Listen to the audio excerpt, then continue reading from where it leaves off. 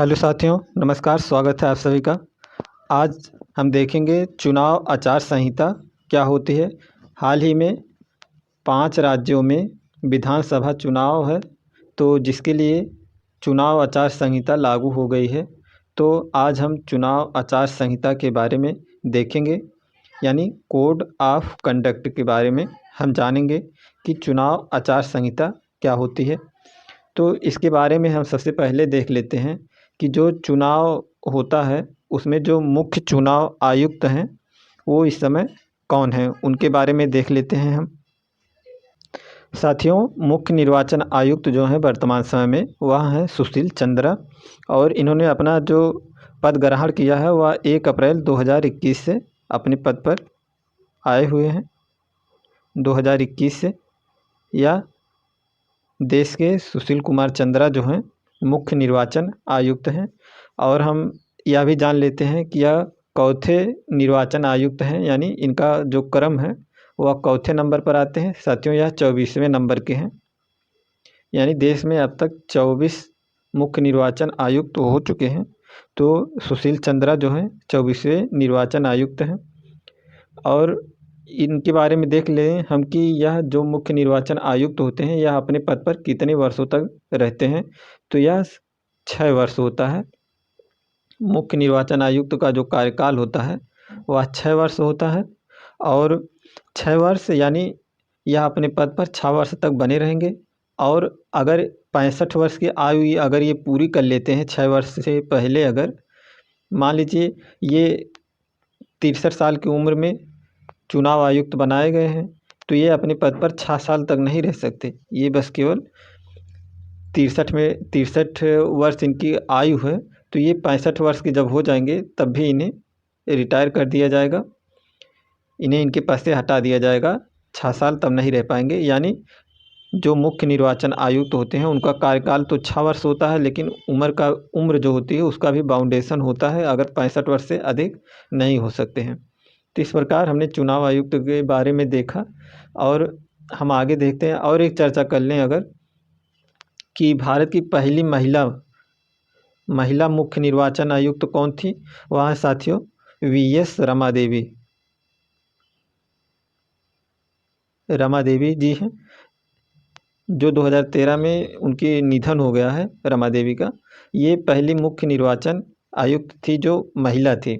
और अब तक जो है महिलाओं में बस केवल एकमात्र यही महिला थी निर्वाचन आयुक्त में। इनके बाद से अभी तक कोई भी महिला मुख्य निर्वाचन आयुक्त नहीं बनी है। और अब हम आगे देख लेते हैं चुनाव आचार संहिता होती क्या है। इलेक्शन कमीशन या भारत निर्वाचन आयोग के अंतर्गत होता है।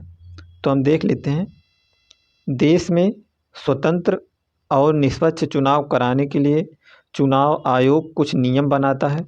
चुनाव आयोग के इन्हीं नियमों को आचार संहिता कहते हैं। लोकसभा विधानसभा चुनाव के दौरान इन नियमों का पालन करना सरकार, नेता और राजनीतिक दलों की जिम्मेदारी होती है। आचार संहिता कब से लागू होती है साथियों। आचार संहिता चुनाव की तारीख की घोषणा के साथ ही लागू हो जाती है, यानी जिस दिन मुख्य निर्वाचन आयुक्त आकर बैठते हैं और यह घोषणा करते हैं कि आज से किस दिन से चुनाव प्रक्रिया प्रारंभ होगी। तो जिस दिन चुनाव का डेट रखते हैं कि हाँ इस दिन से चुनाव प्रक्रिया की जाएगी, तो उसी दिन से आचार संहिता लागू हो जाती है। और यह भी जानना चाहिए कि चुनाव जो आचार संहिता होता है यह कब तक लगा रहता है। आचार संहिता जो होता है, जिस दिन से निर्वाचन आयुक्त जो होते हैं वह आकर यह घोषणा करते हैं कि इस दिन से चुनाव संपन्न कराया जाएगा, तो उसी दिन से आचार संहिता लगती है। और जो आचार संहिता कब खत्म होती है, तो यह जिस दिन रिजल्ट आ जाता है कि कौन चुनाव में जीता है या कौन हारा है, जिस दिन उसका फाइनल रिजल्ट आ जाता है उसी दिन से आचार संहिता हट जाती है। तो यह भी एग्जाम में पूछा जा सकता है कि आचार संहिता कितने दिनों तक रहती है। तो उसमें साथियों आचार संहिता जो लागू रहती है, जिस दिन लागू होती है, जिस दिन घोषणा होता है चुनाव का उसी दिन से लागू हो जाती है, और जब तक रिजल्ट नहीं आता उस दिन तक जारी रहता है। और जिस दिन घोषणा यानी रिजल्ट हो जाता है रिजल्ट आ जाता है, मतगणना हो जाती है, उस दिन से आचार संहिता फिर समाप्त हो जाती है। तो हमें देखना है कि आचार संहिता जो है लागू हो गई है किन किन राज्यों में। तो साथियों, विधानसभा चुनाव हैं 2022 में। जिन राज्यों में है, 5 राज्यों में है विधानसभा चुनाव, और जो मतदान की प्रक्रिया है, जो चुनाव प्रक्रिया प्रारंभ होगी वह 10 फरवरी से शुरू हो रही है और 10 मार्च को नतीजे आएंगे, यानी मतगणना 10 मार्च को होगी।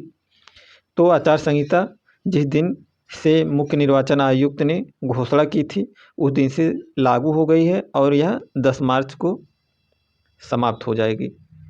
और हम देखते हैं कि किन किन राज्यों में चुनाव होना है। यह विधानसभा का चुनाव है। तो सबसे अधिक विधानसभा सीटें साथियों उत्तर प्रदेश में हैं, इसलिए यहाँ जो वोट प्रक्रिया यानी वोटिंग होगा वह 7 चरणों में किया जाएगा, यानी 10 तारीख से प्रारंभ होगा और 7 मार्च तक चलेगा। तो किन किन राज्यों में चुनाव है, वनडे एग्जामों में यह भी पूछा जा सकता है। तो वह है आपका उत्तर प्रदेश, उत्तराखंड, मणिपुर, पंजाब और गोवा। इन 5 राज्यों में चुनाव होना है। और इसी के साथ हम देख लेते हैं एक और भी करंट का न्यूज़ है। यह जो दिया है 70 लाख रुपए तक, यानी जो पहले क्या होता था कि ये जो चुनाव आयोग होता है यह निश्चित करता है कि कौन सा दल या कोई भी जो चुनाव लड़ रहा है, विधायक या सांसद, तो विधायकी या सांसदी का, तो उसे कितने पैसे खर्च करने हैं। तो इसमें जो पहले था, जो बड़े राज्य थे हमारे देश में, जितने बड़े राज्य थे 2014 तक यह नियम था कि एक भी कैंडिडेट वह 70 लाख रुपए तक खर्च कर सकता है, लेकिन उसे बढ़ा करके अब 95 लाख रुपए कर दिए गए हैं। और जो विधानसभा के चुनाव थे उसमें जो 2014 में था कि 54 लाख रुपए तक खर्च कर सकते हैं, अब उसे बढ़ाकर 75 लाख रुपए कर दिया गया है कि हाँ, एक विधायक जो होता है, विधायक यानी जिसे एमएलए कहा जाता है, विधायक जो होंगे उनका जो पहले 2014 में था वो 54 लाख रुपए तक खर्च कर सकते थे, अब उनका जो पैसा खर्च करने का बढ़ा दिया गया है, अब वो 75 लाख रुपए तक खर्च कर सकते हैं। और जो सांसदीय का चुनाव यानी लोकसभा का जो चुनाव होगा उसे बढ़ा करके 95 लाख रुपए तक कर दिया गया है। और जो छोटे राज्य होंगे, छोटे राज्यों में पहले 28 लाख रुपए खर्च करने की सीमा थी 2014 में, और उसे बढ़ाकर अब 40 लाख रुपए कर दिया गया है। और जो विधायकी वाला था छोटे राज्यों में, विधानसभा का, ये लोकसभा का है, ये विधानसभा का है। और जहाँ पर 20 लाख छोटे राज्यों में था वहाँ पर बढ़ाकर 28 लाख रुपए तक कर दिया गया है। इस प्रकार से इसे भी याद रखना चाहिए आप लोगों को, क्योंकि यह भी पूछा जा सकता है कि लोकसभा चुनाव में पहले 70 लाख रुपए था तो उसे बढ़ाकर कितना कर दिया गया है। तो वह है साथियों 95 लाख रुपए कर दिया गया है। और जो विधानसभा चुनाव के लिए हैं उन्हें बढ़ाकर 54 लाख से 75 लाख कर दिया गया है। ये बड़े राज्य जो हैं उनके लिए है, यानी दिया है अर्लियर स्टेट जो हैं, और जो यहाँ पर जो छोटे राज्य हैं ये छोटे राज्यों के लिए है और ये बड़े राज्यों के लिए है।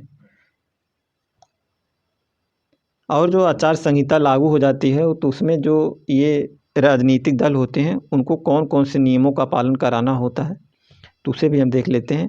जैसे जब आचार संहिता लागू हो जाती है तो उसमें होना क्या रहता है, जैसे चुनावी सभा रैलियां नहीं होंगी, केवल वर्चुअल प्रचार होगा। कोरोना संक्रमित भी वोट डाल सकेंगे। मरीजों को पोस्टल बैलेट की सुविधा होगी, यानी वो स्पीड पोस्ट या डाक के माध्यम से अपना मतदान दे सकेंगे। और 16% पोलिंग बूथ बढ़ाए गए हैं, 2.15 लाख से ज़्यादा पोलिंग स्टेशन बने हुए हैं। और चौथा नंबर, पोलिंग बूथ पर मैक्सिमम वोटर्स 1500 से 1250 तक होंगे। और चुनावी खर्च की सीमा बड़े राज्यों में अब 40 लाख तक रुपए कर दी गई है। इस प्रकार की कुछ अपडेटें थी जिसे हमने आपको बताया।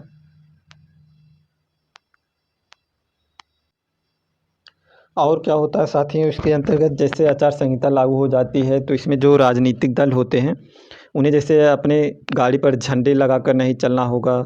और जो सरकार थी, जैसे वर्तमान समय में जो सरकार रहती है, आचार संहिता जब लागू हो जाता है तो वह सभी राजनीतिक दल जैसे जो विपक्ष वाले रहते हैं, जो वर्तमान समय में उनकी सरकार नहीं रहती, तो वो जो वर्तमान समय में सत्ता पक्ष वाला होता है तो वह भी विपक्ष वालों की तरह ही हो जाता है, क्योंकि उसके अंतर्गत कोई भी कार्य जो वो कर सकता था वह अब नहीं कर सकता, क्योंकि अब सब कुछ निर्वाचन आयोग के हाथ में आ जाता है सारी प्रक्रिया। जैसे जो सत्ता पक्ष के हैं उनकी गाड़ियों में जो हूटर लगे होते हैं उनका उपयोग नहीं कर सकते, वो सरकारी गाड़ी का, सरकारी तंत्र का किसी भी तरह कोई उपयोग नहीं कर सकते अपनी राजनीतिक रैलियों में या किसी भी प्रकार की। तो इस प्रकार से प्रतिबंध लग जाता है। जब तक अगली सरकार नहीं बनेगी, यानी मतगणना नहीं हो जाएगा, तब तक निर्वाचन आयोग आचार संहिता लागू रखता है। इस प्रकार उम्मीद करते हैं आपको समझ में आया होगा।